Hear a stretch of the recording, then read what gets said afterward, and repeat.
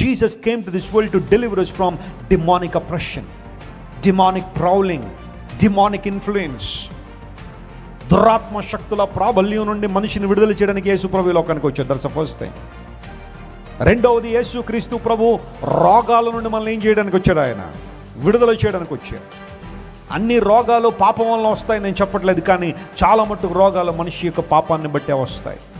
ఆ పాపం క్షమించబడినప్పుడు రోగాలు తొలగిపోయే అవకాశం దేవుడు ఇస్తాడు. Jesus came to this world to heal us. రోగాల నుండి విడుదల.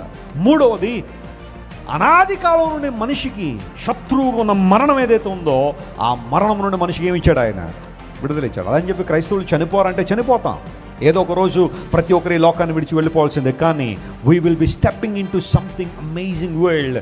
ఈ లోకంలో మన జీవితం ముగించబడితే అది మన జీవిత ముగింపు కాదు, ఒక అద్భుతమైన జీవితానికి ప్రారంభం కాబోతుంది. అది ఆ ఉన్నతమైన అనుభవాన్ని నేర్పించాడు యేసయ్య. మరణము నుండి కూడా మనకి విడుదలిచ్చాడు ఆయన. ఈజీగా మీరు గుర్తుపెట్టుకోవచ్చు. 3D.